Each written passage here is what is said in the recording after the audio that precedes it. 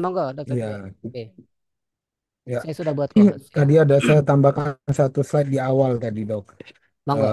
Dari yang sebelumnya sudah saya kirim. Ya, ya. Assalamualaikum warahmatullahi wabarakatuh. Sama Selamat malam, salam sejahtera untuk kita malam. semua. Om Swastiastu, Namo Buddhaya, salam kebajikan, Rahayu. Pertama-tama, terima kasih Dokter Ardi memberikan kesempatan kepada saya untuk berbagi. Saya nggak tahu materi saya tepat atau tidak. Saya mencoba mengkompilasi, tapi memang karena beberapa hari ini kurang enak badan, jadi mungkin kurang optimal. Tapi mudah-mudahan dapat memberikan gambaran dalam konteks pidana eh, ba- seperti apa gitu. Karena saya tidak mungkin tidak menjelaskan mengenai hukum pidana dan bagaimana kita punya framework yang sama di dalam memaknai proses penegakan hukum nantinya begitu. Memang saya tidak masuk pada hukum acaranya, tetapi fokus bagaimana sih yang apa yang dimaksud dengan hukum pidana dan mengapa hukum pidana itu bisa bekerja di dalam konteks kalau dokter Caroline kemarin bilang ya hubungannya adalah hubungan kontra terapeutik begitu ya Insmani verbin tenis. Tentu sekali lagi kita bisa punya berbagai pandangan dan saya pikir itu memperkaya selama kita memiliki argumentasi yang mendasar gitu ya. Nah, saya menambahkan slide ini Dokter Ardi gitu, Monggo. potret Ya, pendidikan dokter kita. Nah, tapi bukan kita di Indonesia. Seingat saya ini di India, kalau nggak salah loh ya. Dia cerita tentang ya gambaran mahasiswa kedokteran di sana. Ini ada penelitian begitu ya, dikatakan dari 132 mahasiswa kedokteran tingkat 5 ada 106 orang yang berpartisipasi gitu ya. Respon rate-nya sekitar 80,3%. Kemudian 65 dari 120 mahasiswa tahun keempat berpartisipasi 54,2%.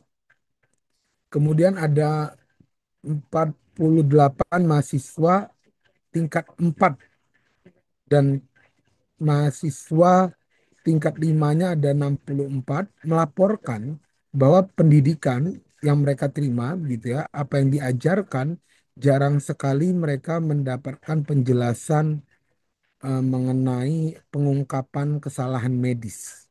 Gitu. Hampir setengah dari mahasiswa tahun keempat menganggap dirinya itu pemula gitu ya hmm, dalam konteks kemampuannya begitu ya.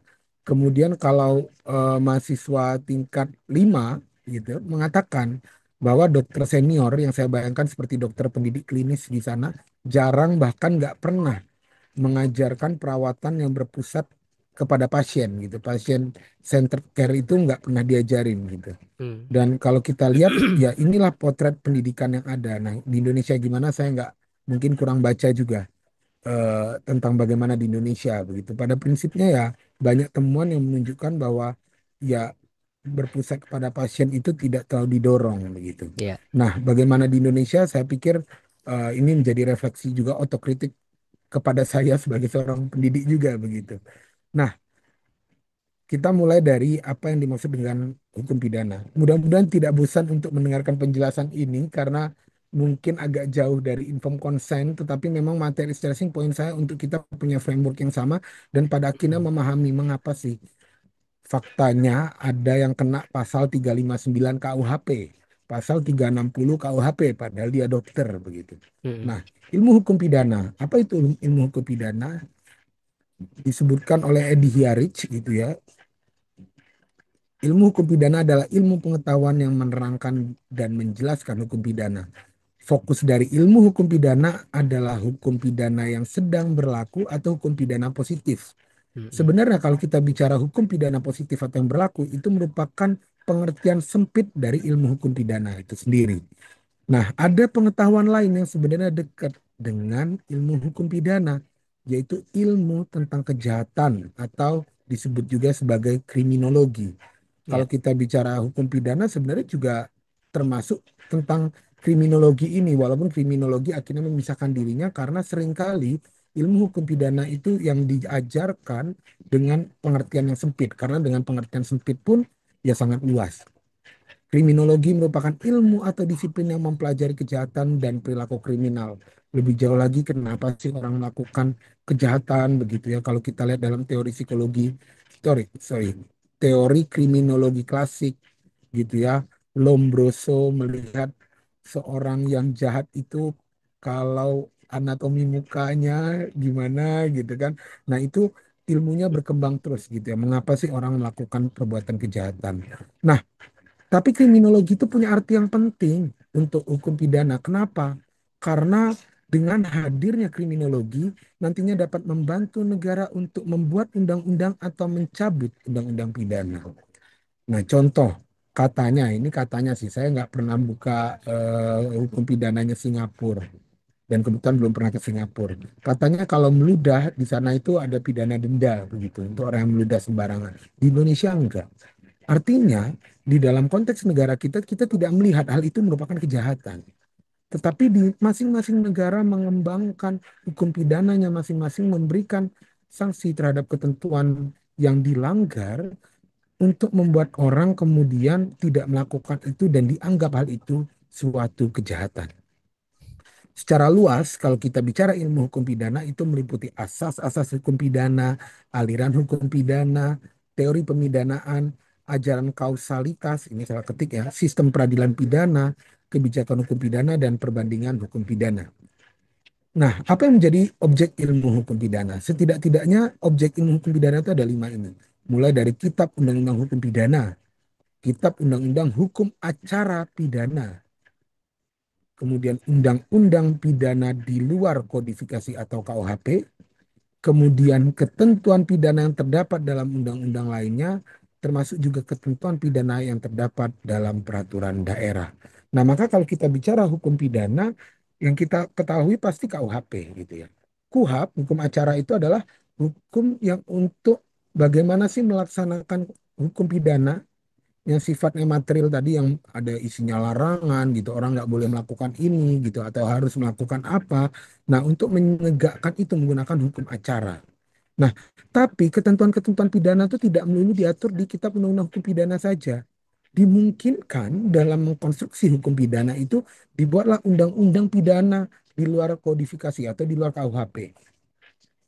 Kayaknya kita nggak punya ya, setahu saya. Seingat saya, undang-undang pidana di luar kodifikasi atau KUHP itu nggak ada. Jadi undang-undang itu khusus ngomongin ketentuan pidana-pidananya aja. Nah, kalau kita bicara undang-undang kesehatan, Undang-Undang 17 2023, maka kalau kita bicara aspek pidananya, maka bagian yang keempat lainnya. Jadi Undang-Undang Kesehatan mengatur banyak hal, ada bagian yang mengatur mengenai ketentuan pidana. Nah, ketentuan pidana pun dapat diatur di dalam peraturan daerah, gitu ya, bupati, wali kota, itu bisa menetapkan ada sanksi pidana gitu ya, maka bisa diatur dalam peraturan daerah. Salah satu pembagian hukum pidana ya juga ada hukum pidana umum dan hukum pidana khusus gitu.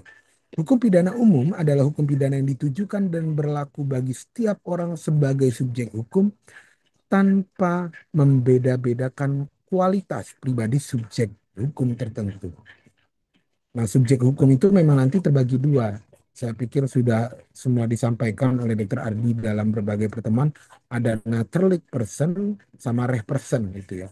Badan hukum dengan subjek hukum begitu.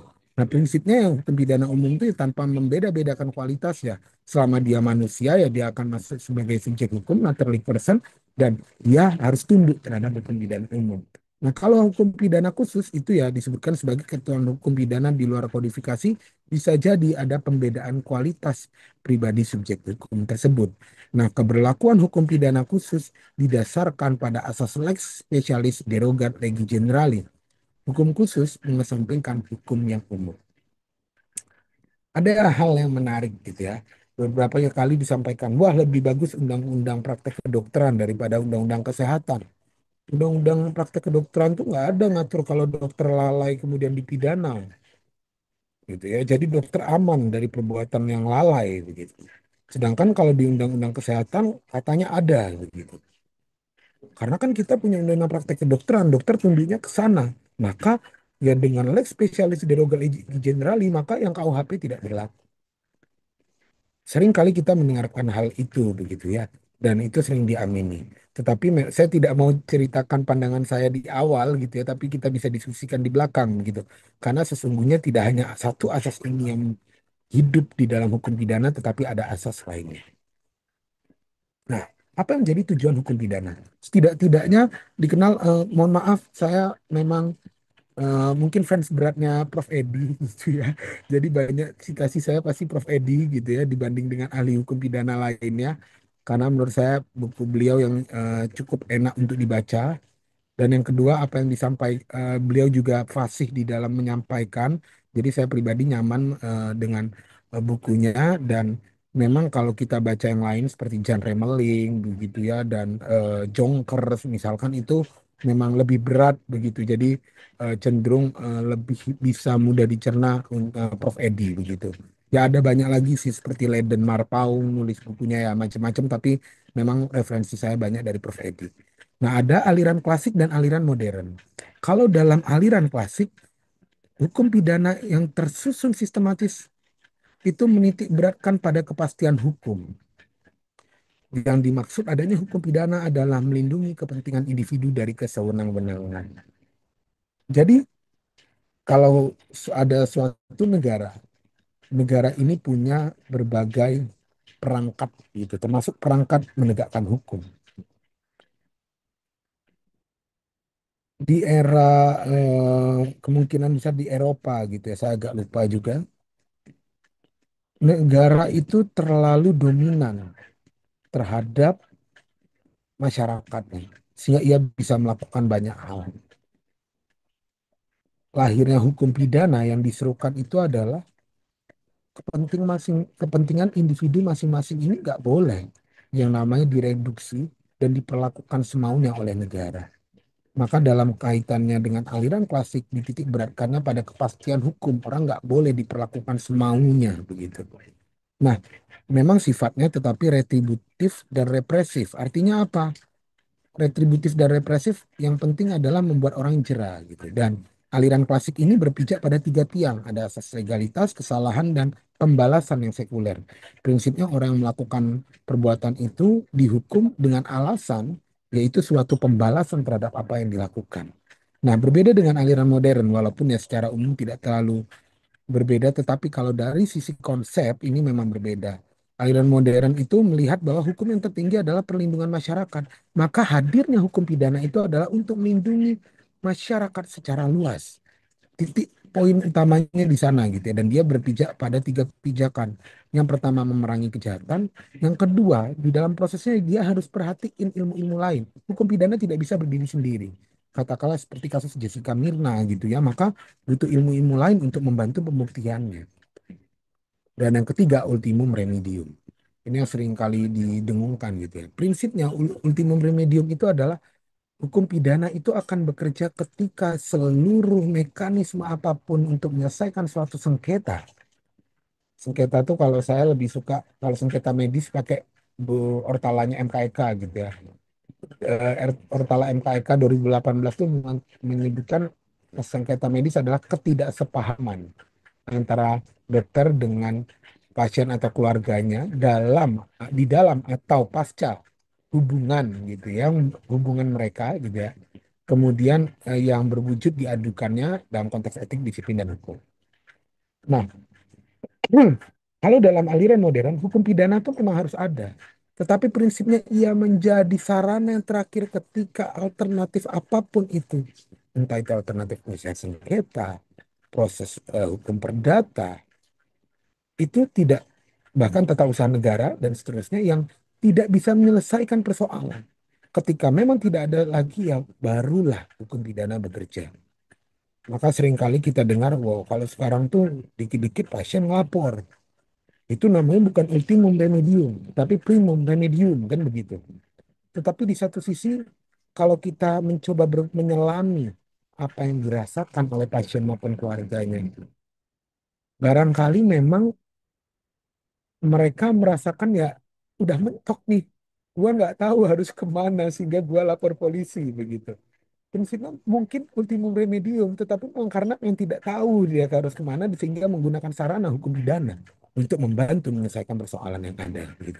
Dan sekali lagi kalau kita bicara hukum pidana ya hak setiap orang untuk melakukan pelaporan itu begitu. Mungkin pernyataan saya ekstrim gitu. Saya mohon maaf untuk di hadapan teman-teman nakes ngamet, tapi saya tidak mau apa ya mengobrol janji nggak mungkin dipidana gitu karena secara penalaran rasional dalam konteks ilmu hukum pidana hal itu dimungkinkan. Nah, mari kita lanjut ke asas legalitas dan perbuatan pidana. Nah, salah satu ahli, Prof. Mulyatno gitu ya, yang dikutip oleh Prof. Edi, nah, Mulyatno ini adalah ahli hukum pidana di zaman-zaman lampau sebelumnya. Ia melakukan pemisahan tegas antara perbuatan pidana dan pertanggungjawaban pidana. Kalau kita bicara asas legalitas, sesungguhnya asas legalitas adalah dasar dari perbuatan pidana. Negara mengatur seperti apa sih, hal-hal apa sih yang sebenarnya dilarang, yang tidak boleh dilakukan itu apa, atau yang harus dilakukan itu apa. Nah, asas legalitas inilah dasar dari perbuatan pidana. Maka ini kaitannya yang kedua gitu, bicara dengan pertanggungjawaban pidana. Asas tiada pidana tanpa kesalahan. Kalau nggak ada kesalahan, ya nggak boleh dipidana.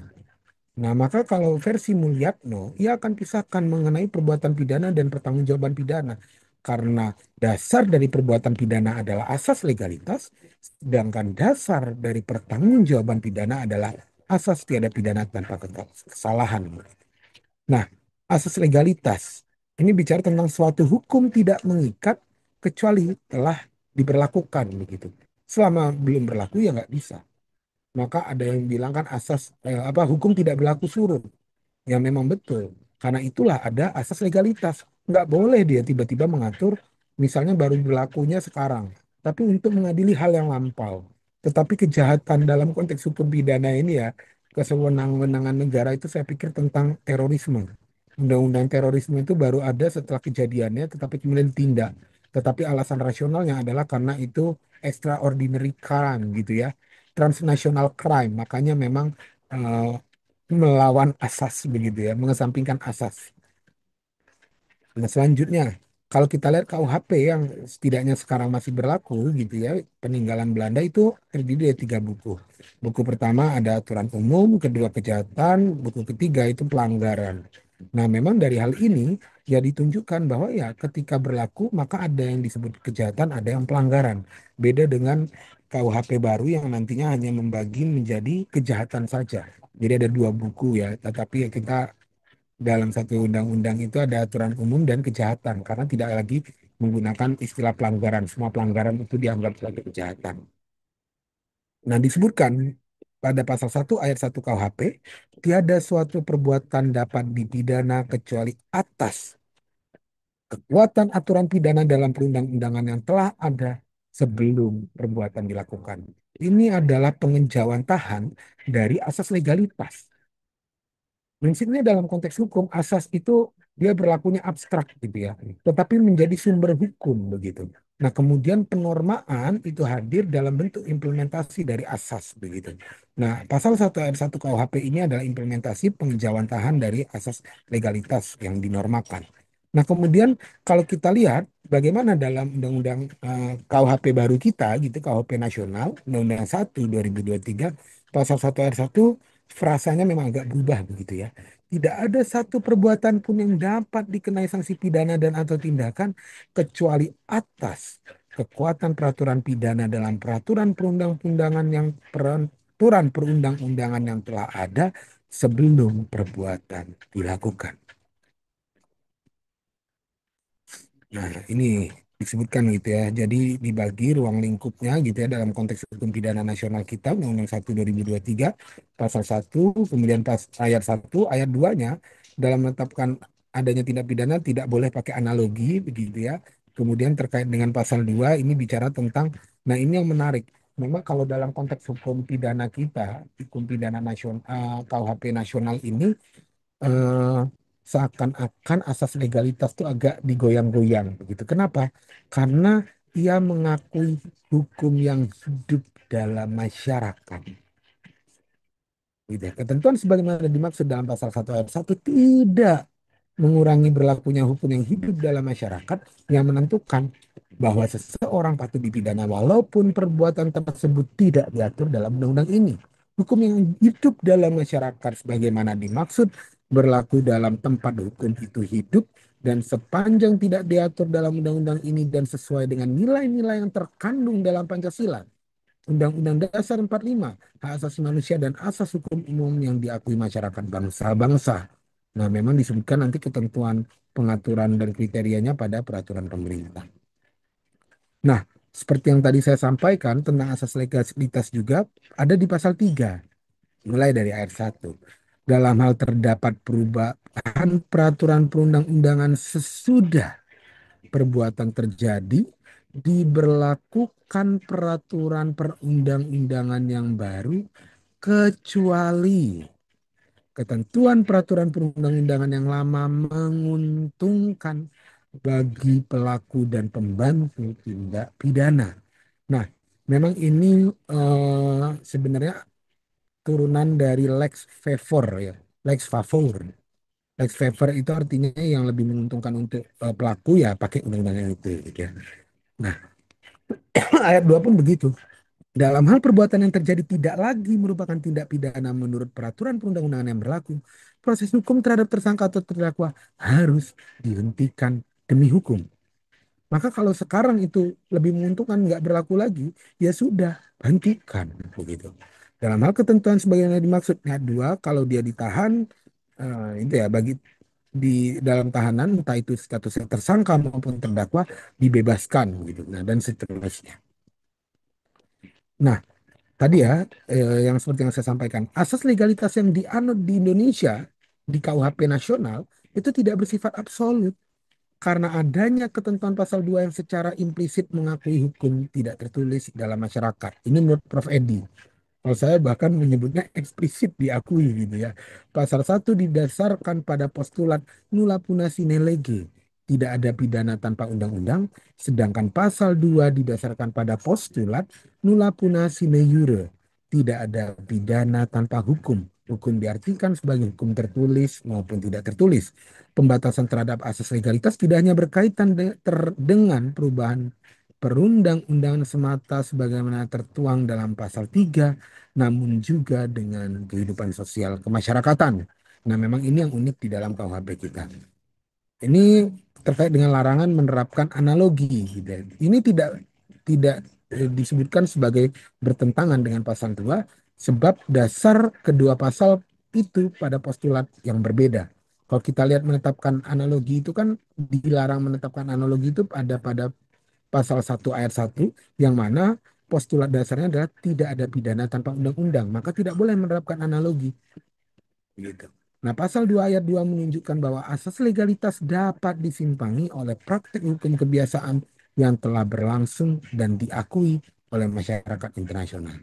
Pembatasan asas legalitas dianggap sesuai dengan amandemen ketiga Undang-Undang Dasar 45 pasal 1 ayat 3 yang menyatakan Indonesia adalah negara hukum, memberi ruang pada pemenuhan rasa keadilan.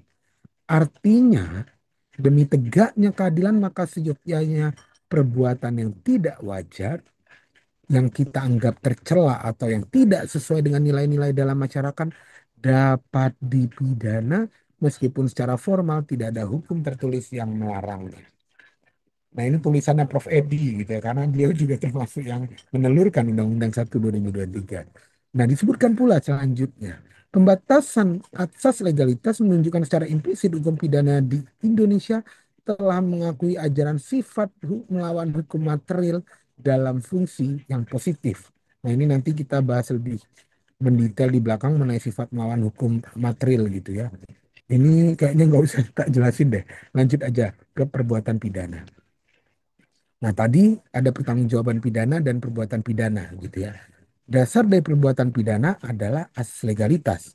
Perbuatan pidana menurut Mulyatno adalah perbuatan yang dilarang dalam undang-undang dan diancam dengan pidana barang siapa melanggar larangan itu. Maka kalau ada perbuatan yang dilarang tapi nggak ada ancaman pidana, itu bukan perbuatan pidana. Prinsipnya yang disebut sebagai perbuatan pidana jika setelah dilarang ada ancaman pidananya. Gitu ya. Nah, memang definisi ini yang menurut Mulyana tidak menyinggung mengenai kesalahan atau pertanggungjawaban pidana. Karena sekali lagi ia memisahkan antara perbuatan pidana dengan pertanggungjawaban pidana. Kesalahan adalah faktor penentu pertanggungjawaban pidana sehingga tidak sepatutnya menjadi bagian definisi pertanggungjawaban pidana. Pemisahan antara perbuatan pidana dan pertanggungjawaban pidana ini merupakan pandangan dualistis. Pemisahan ini sesungguhnya untuk mempermudah penuntutan terhadap seseorang yang telah melakukan suatu tindak pidana dalam hal pembuktian. Maka kalau kita ketahui dalam hukum acara pidana, orang pertama kali melaporkan ke polisi gitu atau PPNS, penyidik pegawai negeri sipil, tapi ya umumnya lebih sering ke polisi, penyelidik, dilakukan penyelidikan. Dalam konteks penyelidikan itu dicari tahu apakah perbuatan ini perbuatan pidana atau tidak. Kemudian naik ke penyidikan. Naik ke penyidikan dicarilah, tetapkanlah tersangka, penuhi semua alat bukti maupun barang bukti begitu ya. Bahkan saya bilang ya ekstrimnya semua barang bukti. Pokoknya kumpulin semua.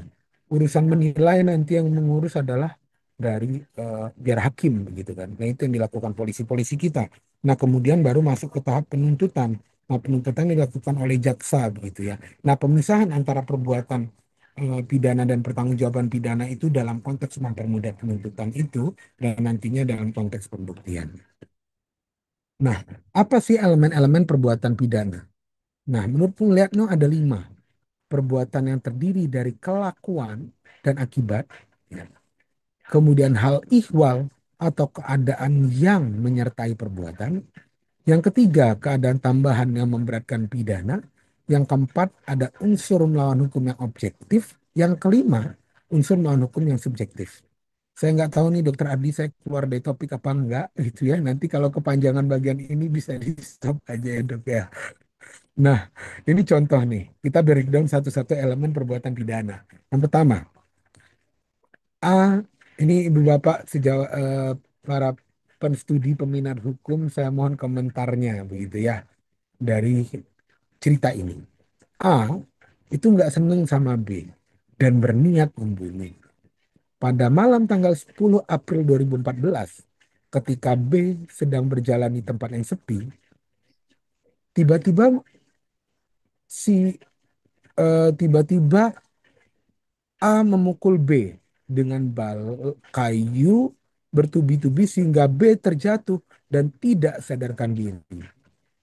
Belum rasa puas, A menusuk B dengan pisau di bagian dada dan perut, kemudian pergi meninggalkannya. C kebetulan lewat. Dia lihatlah si B. Dia lihat B itu tidak berdaya. Segeralah si C itu dengan niat baiknya dibawa ke rumah sakit. Setelah dirawat 4 hari, B kemudian meninggal dunia. Nah, pertanyaannya, kapankah A membunuh B? Saya mohon komentar dari Ibu Bapak semua. Bahkan mengomentari soalnya salah boleh, mengomentari pertanyaannya salah juga boleh. Terserah gitu. Kira-kira gimana menurut Ibu Bapak sejawat semua? Silakan teman-teman di chat boleh, on mic juga boleh. Kapan si A ini membunuh B dari eh, teks kronologis di atas? Kira-kira kapan A membunuh B? Nah, apakah tanggal Pak 10 April Haryanto itu? nih, Nah, buka buka kamera, nampaknya mau komentar nih. Dokter Silakan Haryanto, Pak Haryanto. silakan ya, Dokter monggo. Haryanto, silakan. Saya mencoba dok. Silakan Dokter Haryanto. Terima Jadi kasih. kadang-kadang kan membunuh itu tidak langsung dengan mati gitu kan. Jadi Ya, permulaan pembunuhan itu pada saat dia menusuk dan sebagainya.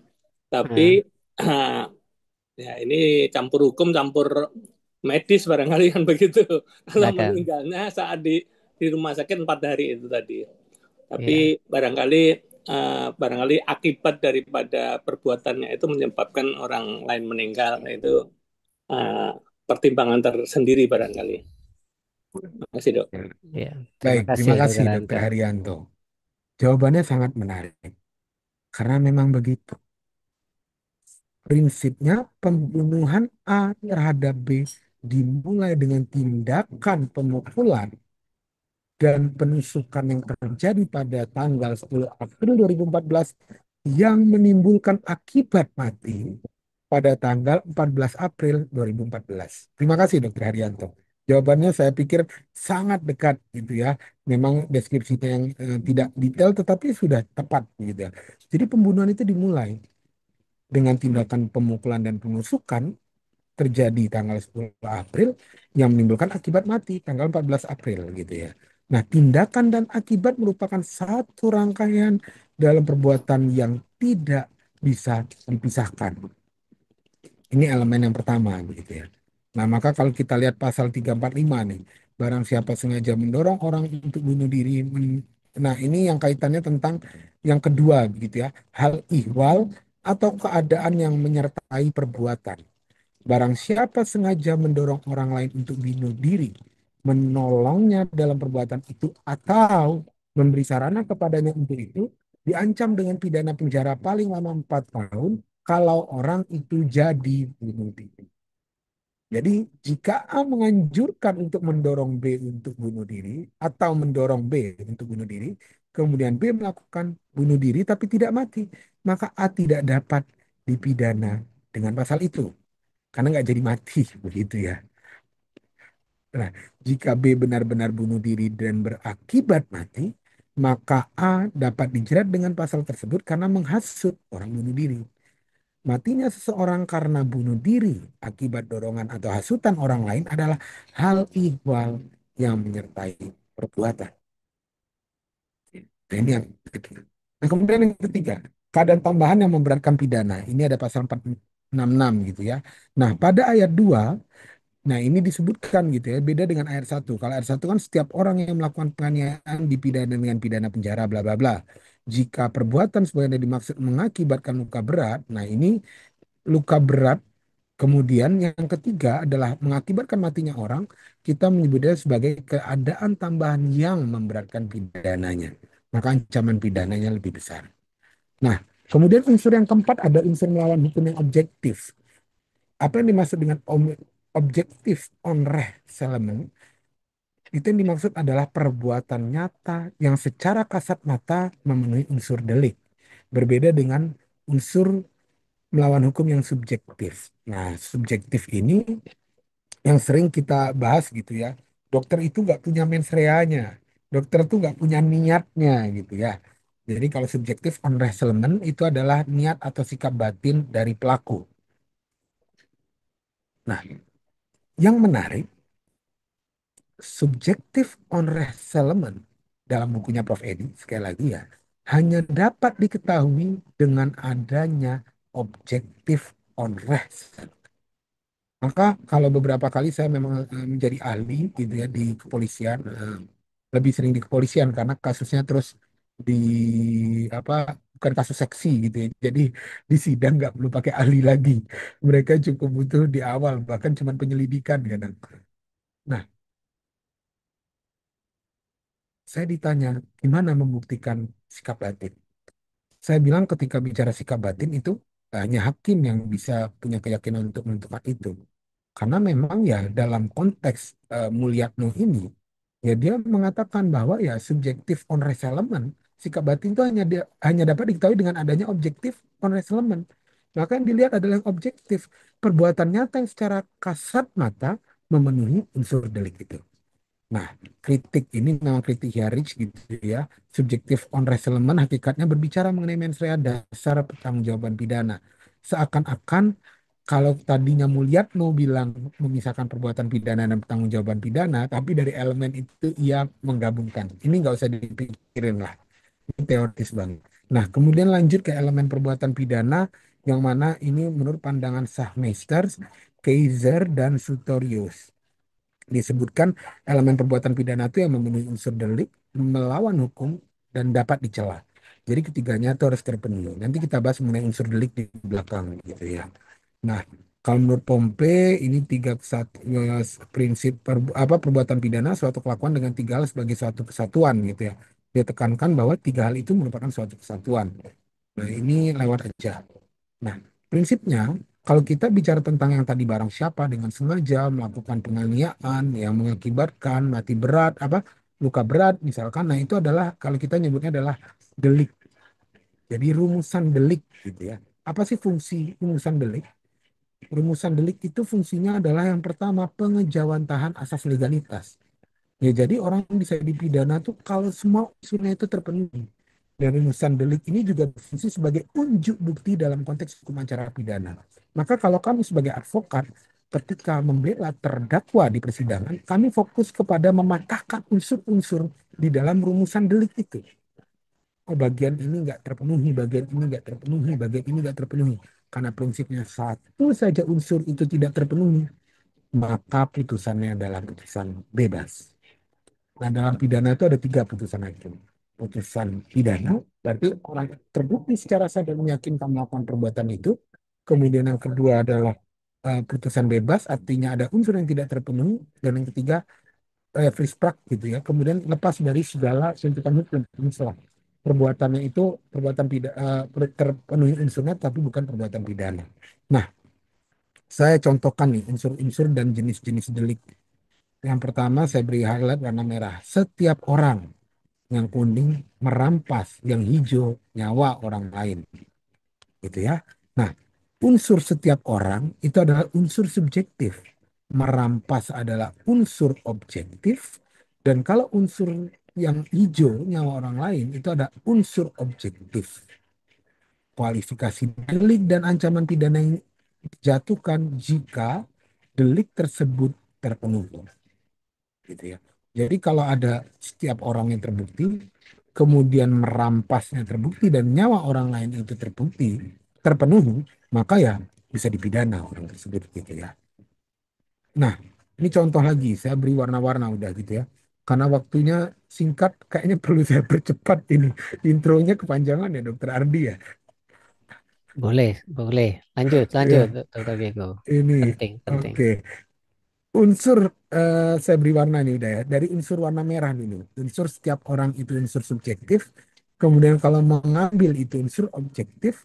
Kemudian unsur barang yang sebagian atau seluruhnya milik orang lain itu unsur objektif. Kemudian unsur dengan maksud memiliki itu unsur subjektif. Melawan hukum unsur objektif. Nah, dalam konteks pencurian ini ada 5 unsur begitu. Dan unsurnya bersifat kumulatif. Semuanya harus terpenuhi. Maka orang itu bisa dipidana. Nah, bedanya nanti ada istilah unsur alternatif. Jadi umumnya pakai kata atau. Contoh yang ini gitu ya. Ini memakai nama palsu atau kedudukan palsu berarti boleh terpenuhi salah satu saja sudah cukup, gitu. Nah, kemudian lanjut lagi mengenai pertanggungjawaban pidana tadi yang dipisahkan, prinsipnya. Nah, ini perdebatan sih udah lanjut aja dulu lah. Prinsipnya bicara pertanggungjawaban pidana itu berbicara mengenai orang yang melakukan perbuatan pidana. Hukum pidana memisahkan antara karakteristik perbuatan yang dijadikan tindak pidana dan karakteristik orang yang melakukan. Orang yang melakukan perbuatan pidana belum tentu dijatuhi pidana. Bergantung orang itu bisa nggak dimintakan pertanggungjawaban pidana. Sehingga salah satu elemennya yang juga disebutkan terpenting adalah kesalahan. Ini banyak teori juga ya. Nah, teori-teori ini gitu ya, prinsipnya kesalahan. Nah, ilustrasinya adalah seorang anak kecil yang sedang bermain di taman, kemudian mengambil batu, dilempar ke arah orang yang berjalan, batunya kena orang itu, kemudian berdarah. Nah, perbuatan anak kecil ini mungkin bisa dihindari, tapi nggak bisa dicela. Karena dianggap anak kecil itu belum paham dengan apa yang diperbuat, belum tahu. Belum bisa dia bedakan perbuatan baik maupun buruk, yang boleh maupun tidak boleh, sehingga dinyatakan tidak punya kesalahan si anak kecil ini.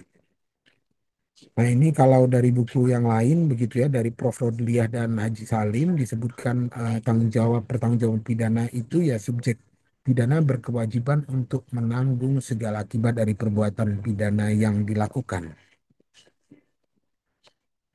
Nah, ini elemen kesalahan. Saya lewat aja karena kayaknya saya kelamaan gitu ya.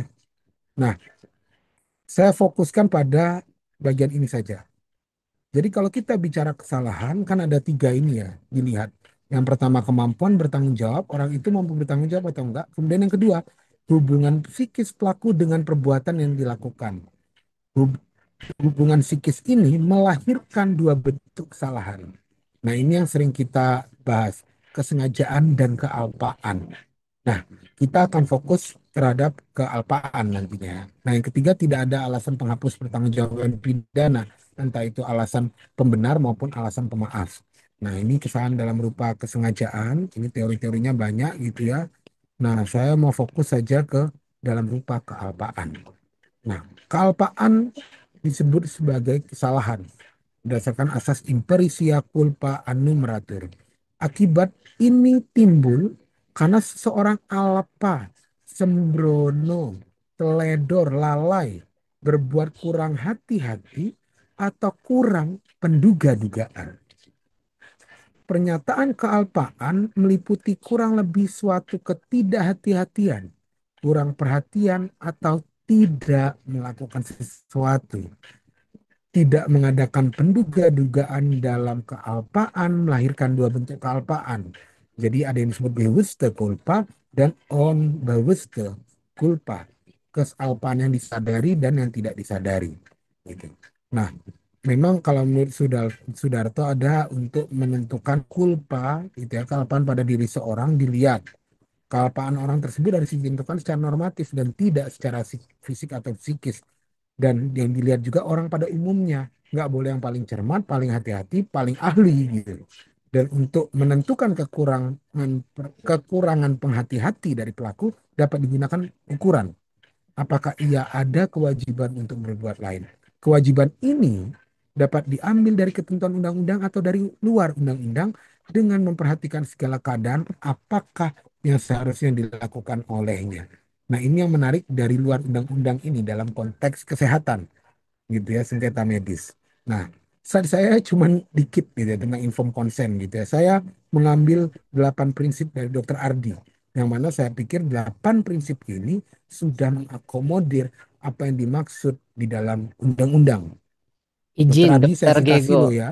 Ya, terima kasih citasinya. Tapi eh, boleh break sebentar dulu Oh, boleh, boleh. dengan satu Aduh, pertanyaan maaf ya. pengantar untuk Iya, iya, supaya iya, iya. supaya Oke, ada oke. jembatan antara materi pertama terkait tanggung jawab pidana ini, ya. Sebelum kita masuk lihat ke icirnya gitu ya. Mungkin saya mau highlight ini di